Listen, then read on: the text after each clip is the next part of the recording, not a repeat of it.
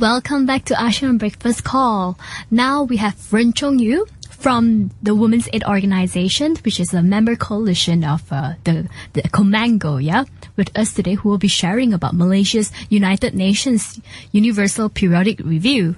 So tell us about it. Like, it's a mouthful, but what is it really? Sure. Yeah. Thanks again for having me and for covering this issue, this subject matter. So what is the Universal Periodic Review? Well, what it is it's as the name implies, it's universal. So universal means all countries. So all countries that are member states of the United Nations. Periodic means that it's a review that happens every 4.5 years. And review, it means it's a peer review process. So each government, when their turn comes, will go to the United Nations Human Rights Council in Geneva, where all other countries have the opportunity to make recommendations to that country on how to improve the human rights situation in that country. So for Malaysia, for example, we sat for this review last year in October. So in October, the Malaysian government appeared in Geneva at the Human Rights Council, and a number of other countries then made very specific and some broad recommendations to the Malaysian government. Some were comments, some were congratulatory notes, but a lot of them were actually recommendations on what Malaysia can do to actually improve its human rights situation. Right. So in this particular UPR review, what have the government committed? Sure. Well, what have you guys, maybe we could talk about what have you guys recommended first? Sure. So as you alluded to earlier, Women's Aid Organization were one member of the coalition of Malaysian NGOs in the UPR process, or known as Comango. So what Comango did really was to produce a report as per the UPR guidelines and rules to just let it known what are the issues and what are the recommendations that Malaysian civil society think the government can do to improve their human rights situation in the country.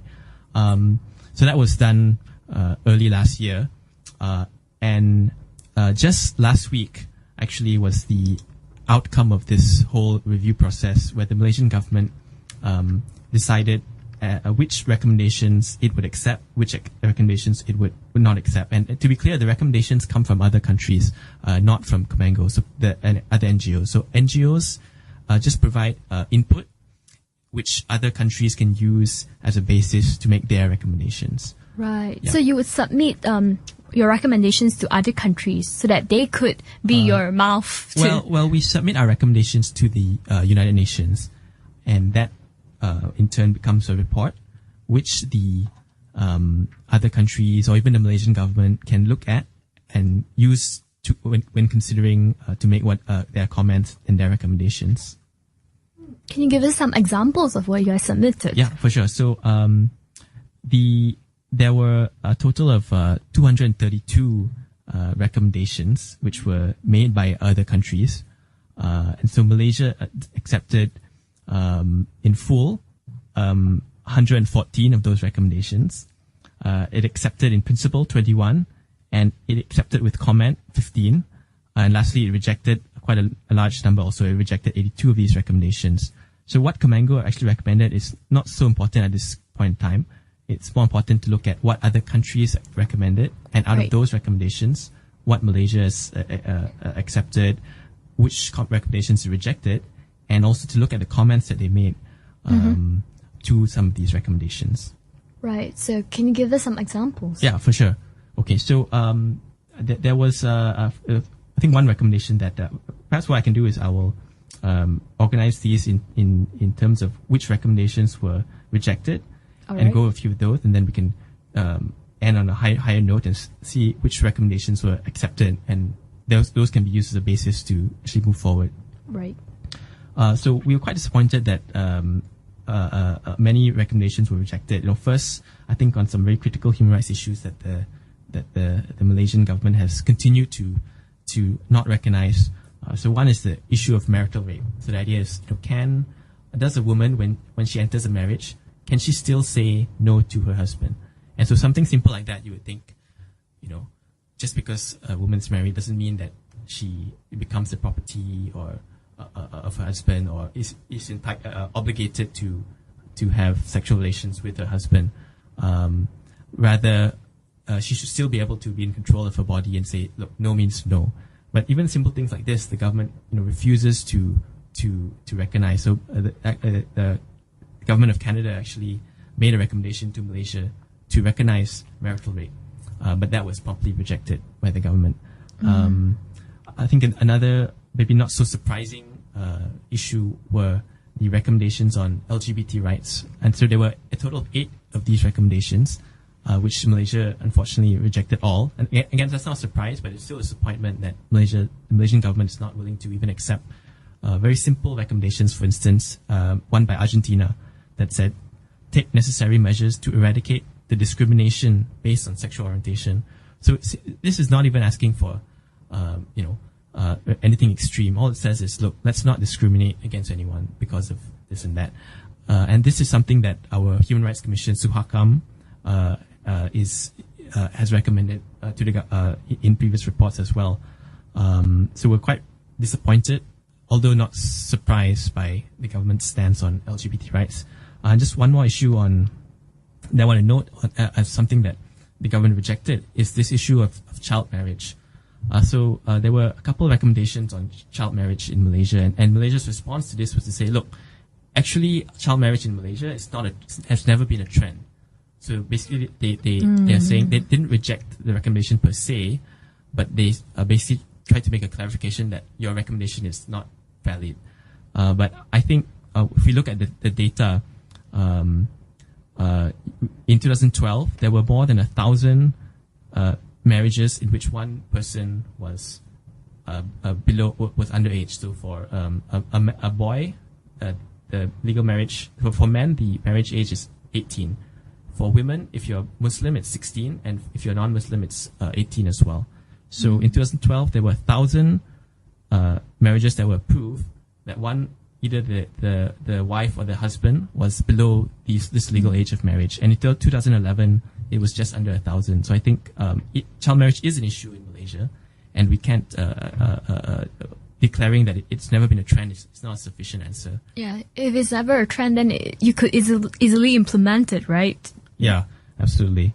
Okay, so then I think those are a few examples of recommendations that maybe aren't super surprising, but still a disappointment. There are other recommendations that Malaysia rejected that are disappointing and surprising, which things that we thought are very straightforward and something that we all can accept. So I think the biggest of these area of disappointment in this area was the issue of the rights of indigenous peoples, orang asal, orang asli. There were recommendations like ensure the rights of indigenous peoples and local forest-dependent peoples in law and practice, in particular regarding their right to traditional lands, territories, and resources in Norway. So that's a recommendation that was fairly broad, and it just alluded to principles, ensure the rights of indigenous people. It didn't really go into any specific recommendation, yet this was rejected. Another recommendation, this one was by Switzerland, ensure that laws on indigenous peoples as well as their implementation comply with the Declaration on the Rights of Indigenous Peoples. And so the Declaration on the Rights of Indigenous Peoples, or the acronym is UNDRIP, that's something that Malaysia has signed. Yet we can reject a recommendation that says, just comply with this declaration that we have signed. So we found that very disappointing. Another area where that was quite disappointing was Malaysia's rejection of the recommendations to ratify international treaties. So there were, just to give a brief background on this, there are 9 what we call core human rights treaties of the UN. And Malaysia has only ratified 3 of these treaties. So there are 6 that hasn't ratified. And this is actually quite bad compared to our peers in the United Nations. So out of 195 countries who are member of the United Nations, 186 of these countries have ratified more conventions than us. So we're in the bottom 10 countries of the almost 200 countries in the UN. So recommendations to get Malaysia to ratify more of these treaties were promptly rejected by Malaysia. Right. What kind of ratification that they have rejected? So Malaysia's a member of 3 conventions. So the rights, the conventions on women, the Convention on Rights of the Child, and the Convention of the Rights of People with Disabilities.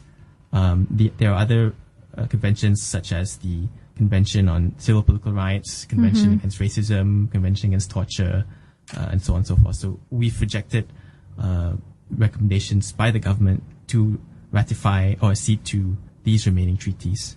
Right. Sounds like the issues that we have locally are not addressed at all. Well, that I think on the large part, yes, that's unfortunately the case. That a large number of recommendations rejected, including some that we thought were easy enough to accept. But I want to just touch on a few positives. Right. So the good thing about a process like the UPR is that it forces governments to come up with a report to respond to certain recommendations. So even if they reject a recommendation, it doesn't mean that that's the end of the world. They still have to give a response to particular things. And because it's a diplomatic process, it's a peer review process, this is something that gets a lot of attention, both locally as well as internationally. So no country has ever not gone through its UPR process. Some have been delayed, but every country has sat for a UPR. So even countries like the US, who are very averse to these international human rights mechanisms or any sort of international scrutiny, has to go through the UPR process. So just some positives. So Malaysia made a comment that we thought was positive. It said it is reviewing its laws to look into abolishing caning in schools. So I think that's a big positive. So we can look forward to that being implemented.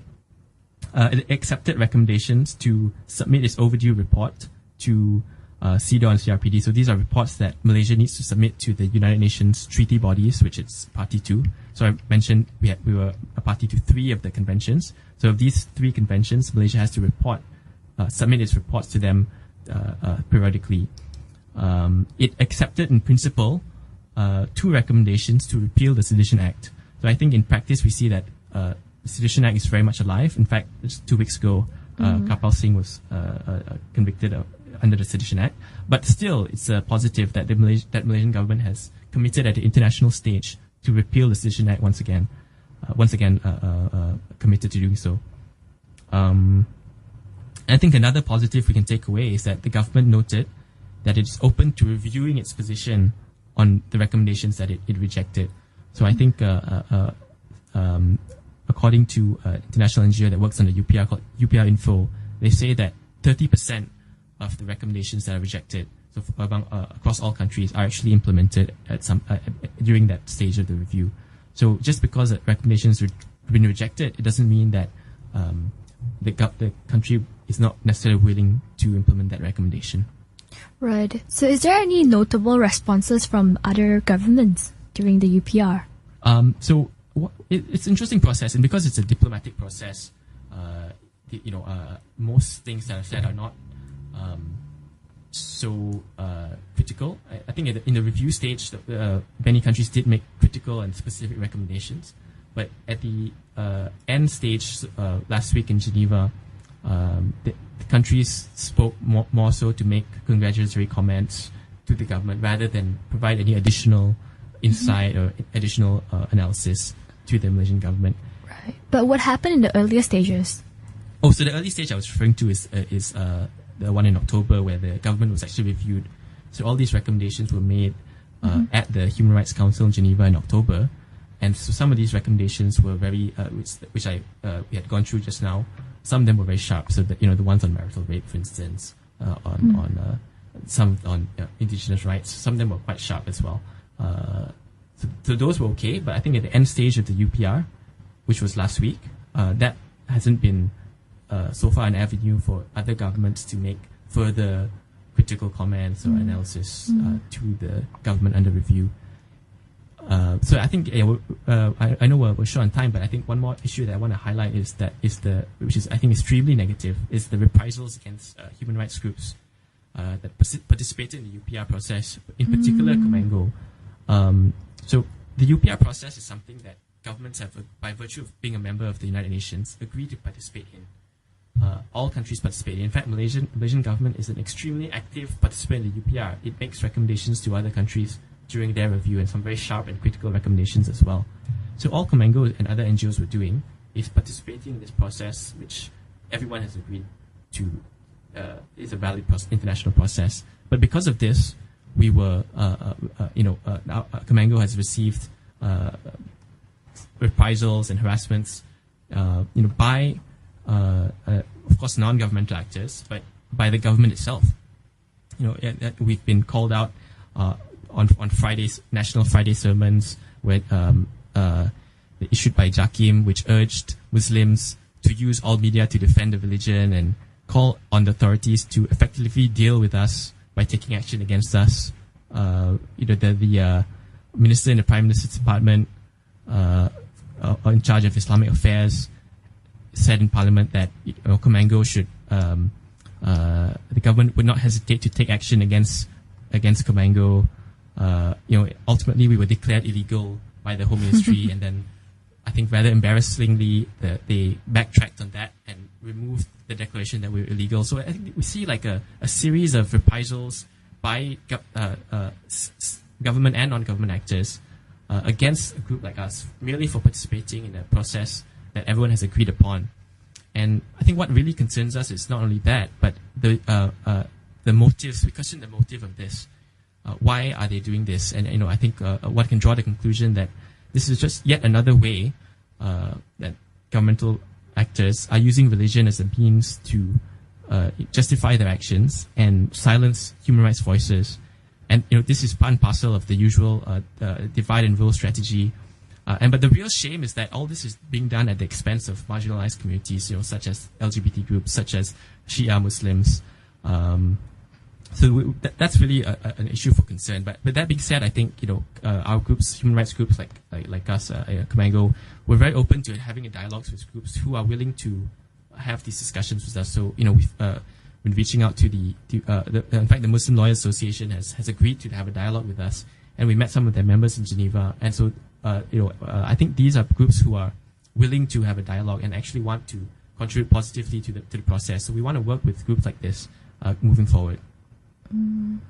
So also, do you have any last message from Comango to all our listeners? Yeah, I think really the issue is that, look, we're disappointed in the outcome, but we want to make this, the point of the UPR is to improve the human rights situation in the country. So we want to make sure that, we don't get derailed, and we don't want this issue turned into this whole political thing. Let's just work together, or work separately, or however it is. We'll just work constructively to actually implement whichever commitments that the government has made, but also to, as the government said, to review some of the recommendations that it has rejected, and see if we can work on some of those as well. Thank you so much, Chung, for being with us today. No, thanks so much for having me. After this, we'll have a session with one of the economists who's also a professor at University Malaysia, Sabah. Stay tuned.